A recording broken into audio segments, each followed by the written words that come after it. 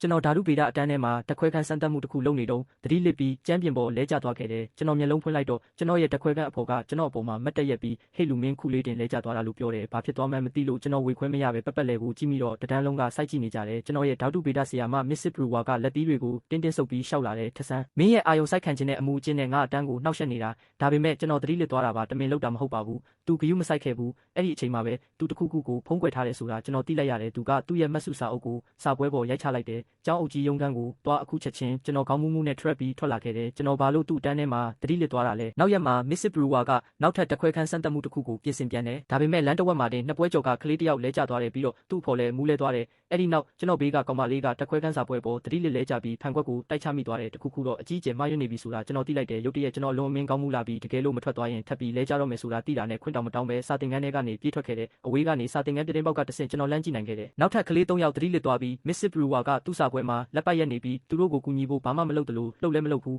ကျောင်းအုပ်ကြီးကျွန်တော်ဘေးကဖျက်လျှောက်သွားတာကိုမြင်တော့ကျွန်တော်သူ့စီပြေးသွားခဲ့တယ်ကျွန်တော်တခွဲခန်းကိုလက်ညှိုးထိုးပြလိုက်တယ်အခုမစ်စစ်ဘရူဝါရဲ့အတန်းထဲမှာကလေးတွေလဲကျနေကြတယ်ဆရာသူတို့ကိုကူညီပေးဖို့လိုတယ်သူကကျွန်တော်နဲ့အတူပြန်လျှောက်လာပြီးပြတင်းပေါက်ကနေကြည့်တယ်ပြီးတော့ကျွန်တော်ကစိတ်အနှောက်အယှက်ပေးနေတယ်လို့မျိုးမျက်လုံးပင်းပြတယ်ဒါကအဲ့ဒီတော်ရေပန်းစားမှုအစ်စ်ပဲမင်းငါ့ကိုလှည့်စားလို့ရမှာမဟုတ်ဘူးဒါကရေပန်းစားမှုတစ်ခုမဟုတ်ဘူးဒါကအတီကြီးသူကသူ့လက်ကိုထောင်ပြတယ်နောက်ပြောင်မနေနဲ့တော့အတန်းနဲ့ပြန်သွားသူ့လက်ထွက်သွားပြီးဘာဖြစ်နေလဲဆိုတာကိုစုံစမ်းစစ်ဆေးဖို့တောင်မကြိုးစားခဲ့ဘူးနောက်ရက်မှာကျွန်တော်ထပ်ပြီးသတိမလစ်သွားအောင်တက်နိုင်သမျှအရာအလုံးလုပ်ချင်တာကြောင့်ပါဇက်နဲ့နှာခေါင်းကိုအုပ်ထားတဲ့နှာခေါင်းစည်းကိုတက်ပြီးအတန်းထဲကိုဝင်လာခဲ့တယ်မစ်စစ်ဘရူဝါကကြောက်တင်ပုံးမှာစာရည်ရင်ရက်နေတော့သူ့ခန္ဓာကိုပျော့ခွေသွားပြီးဒီတစ်ချိန်မှာတော့သူကိုယ်တိုင်သတိလစ်ပြီးကျမ်းပြင်ပေါ်လဲကျသွားခဲ့တယ်တန်းလုံးထိတ်လန့်ကုန်ကြတယ်တယောက်ယောက်ကကိုရစစ်တကူခေါ်လိုက်တယ်ဆေးဘက်ဆိုင်ရာဝန်ထမ်းတွေအပြေးလွှားရောက်လာပြီးသူ့ကိုထမ်းထုတ်သွားကြတယ်နောက်ဆုံးတော့ကျောင်းအုပ်ကြီးကစုံစမ်းစစ်ဆေးဖို့စာတင်ခန်းထဲကိုပြေးဝင်လာတယ်သူကသူ့စာပွဲကိုကြည့်လိုက်ပြီးအရေးတွေကျမ်းပြင်ပေါ်စီးကျနေတဲ့မှောက်နေတဲ့ဓာတုဗေဒပလင်းတစ်လုံးကိုမြင်သွားတယ်ရင်းရဲ့ဘေးနားမှာဖွင့်ထားတဲ့သူ့ရဲ့မှတ်စုစာအုပ်ကိုသူမြင်လိုက်တယ်ကျွန်တော်တို့ဘာဖြစ်နေမှန်းမသိကြပေမဲ့သူကမှတ်စုစာအုပ်ရဲ့စာမျက်နှာတွေကိုဖတ်ပြီးတဲ့နောက်မှာတော့မစ်စစ်ဘရူဝါဟာ